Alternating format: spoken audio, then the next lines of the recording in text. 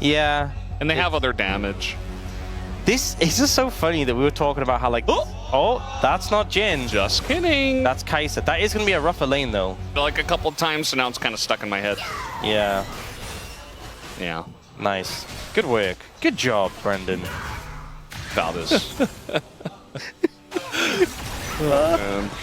Blaming doesn't have flash, and now he's kind of just being run down here. Uh-oh, he's going to get ulted and just die on the KT side. He's very vocal. I don't know if you watched last year. KT put out a bunch of voice comms. I'm going to hold this thought while we're fighting this dragon.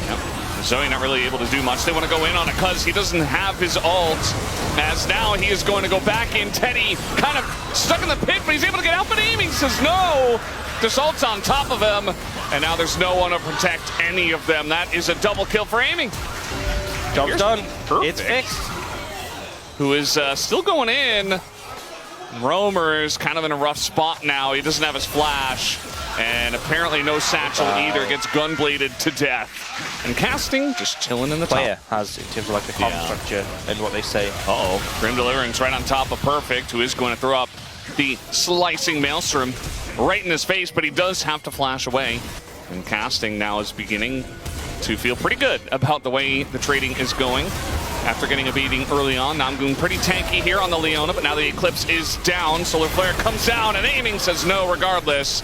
Teddy does a bit of damage back, but take a look at the gold diff for the AD carry. Drafted for lane viz, like the quest came in.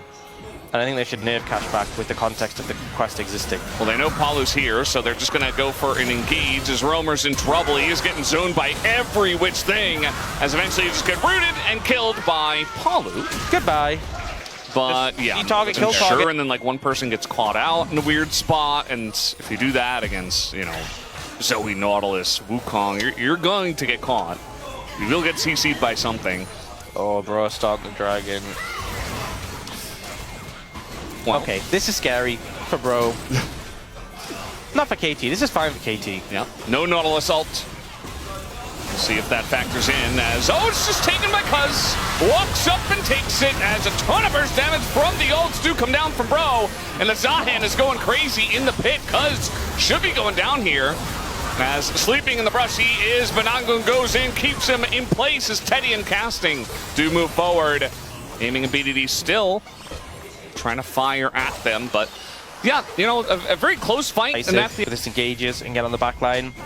If Roamer and Teddy can kind of just free fire from distance, and especially solo, yeah, they're just gonna give it up here. Mid tier 1 does go down. That's a lot of pressure for Uh-oh. Mike, he's so okay, they're just gonna send it. They just kind of have to. Casting those, taking a ton of damage. And there's no follow-up. He just dies. And that's not what I meant when they have to send it, because yeah, now they're just getting pummeled by BDD, and they absolutely have to give this Ocean Drake up. There is no chance they can fight here. The thing is, they don't have the vision set up. Casting just kind of ran in by himself. This is not how you play around an objective. Like, there's no other way to spin it. This was just brute forcing. They know this Baron is a potential threat, but they're losing a lot of objectives, like mid tier 1, top tier 1. And now Casting is kind of in check. He does have a Maw, but Shadow Flame and Orb finished here for Perfect. As Bro say, well, we want to get some gold on the map too. I guess they have made the decision as a team, like, we are going to make something happen. Oh, and unfortunately, they have made something happen, but it's not looking all too good. This Namgoon is in trouble, has to flash away. A lot of summoners been there. That's 3 flashes on the back of that play. Yeah. Which also gives BDD a flash, which he'll take. Casting going to try and pressure this tower now, which means KT going to move over to the Baron. Yep. Absolutely should. BDD does get kind of just shot down there by Teddy. But I do wonder if they have a reel in onto this Baron pit. A lot of sums down, and here comes the turn. Namgoon in trouble, and the backline is accessed. Roamer has to get out of there with the satchel. Cuz though getting pretty low. It's a trade of Cuz for Namgoon, as that is the kill onto the Ziggs as well. As the crowd goes insane. Casting here, trying to run away, doesn't have any help, and aiming, who's still holding on to his ult. So eventually we'll take down the Zahan on top of it all. Even the flash burned at the very end, and KT take another big fight. Feels really hard for Bro to approach at this point. Roma getting absolutely What's going on over here? Oh, no. What's happening here?